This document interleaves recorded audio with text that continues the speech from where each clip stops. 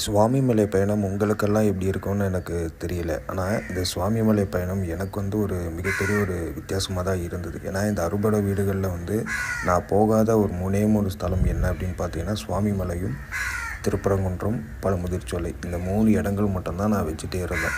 சரி, முருகப்பெருமான் நம்மளை கூப்பிட்டோம், அதுக்கப்புறம் நம்ம போகலாம் அப்படின்னு. ஏன்னா நம்ம தொடர்ச்சியாக திருச்செந்தூராக இருக்கட்டும், பழனி, திருத்தணி இதெல்லாம் போயிட்டு வந்துட்டுருக்கேன் அப்படின்னு சொல்லி. இந்த சுவாமிமலை இங்கே போகிற எண்ணம் நான் பிளான் பண்ணவே இல்லை.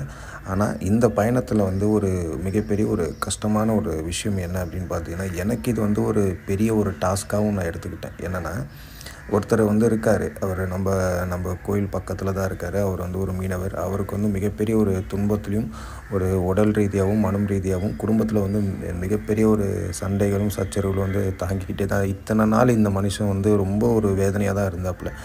அந்த மனிதன் என்ன சொன்னார்னா, நான் கிட்டத்தட்ட நான் அவர்கிட்ட நிறைய வாட்டி சொல்லிட்டேன், கோயிலுக்கு வாங்க, கோயிலுக்கு வாங்க. ஏன்னா ஒவ்வொரு முறையும் நான் அவரை கோயிலுக்கு நான் கூட்டிகிட்டு வரேன் அப்படின்னு சொல்லும்போது, நானாக தான் போய் அவரை கூட்டிகிட்டு அதையும் அவரோட கெட்ட நேரம் பாருங்கள், கோயிலுக்கு முருகப்பெருமானை பார்க்கறதுக்கு கூட வாய்ப்பு இத்தனை வருஷத்தில் இந்த ஒரு சில 2 மாதமாக தான் நம்ம கோயிலுக்கு போயிட்டு இருந்தார். அப்புறம் எனக்கு இந்த சுவாமிமலையில் நான் போகணும் அப்படின்னு முருகப்பெருமான் உணர்த்தினதுக்கப்புறமா எனக்கு இவரை கூட்டிகிட்டு போனால் ஒரு நல்லது நடக்கும், அவரோட வாழ்க்கை மாறும் அப்படின்னு சொல்லிட்டு நான் என்ன பிளான் பண்ணியிருந்தேன்னா, நீங்கள் வாங்க அப்படின்னு சொல்லி சுவாமிமலைக்கு அவரை கூட்டிகிட்டு போனேன்.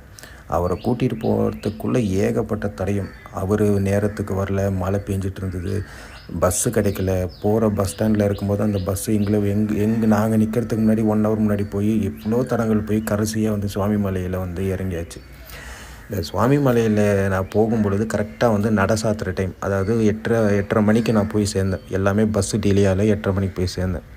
கோயில் வாசப்படி மிதிக்கும் போதே முதல் பிரச்சனை என்கிட்டேருந்து ஆரம்பிச்சிது. என்னென்னா, என் குடும்பத்தில் என் மனைவி கிட்டேருந்து ஒரு ஃபோன் கால் வந்தது. அது மிகப்பெரிய ஒரு மனசை ஒரு துன்பம் கொடுக்குற விஷயமா எனக்கு அந்த சண்டை வந்தது.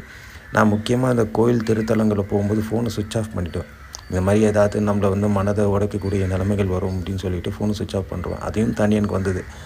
ஏன்னா நான் திரும்பி போயிடணும் அப்படின்னு சொல்லிட்டு சில விஷயங்கள் நடக்கும். நான் அதையும் தாண்டி அவர் உள்ளே கூட்டிகிட்டு போயிட்டு முருகப்பெருமானை பார்த்துட்டு வரேங்க.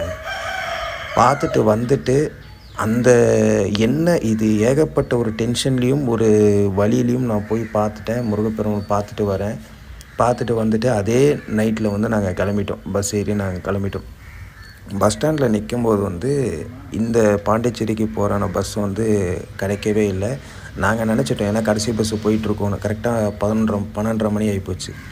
கடைசி பஸ்ஸு போயிடுச்சுன்னு சொல்லிட்டாங்க. ஆனால் ஒரு பஸ்ஸு வந்தது.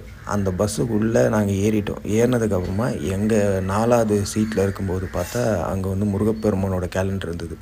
மிகப்பெரிய ஒரு சந்தோஷம்.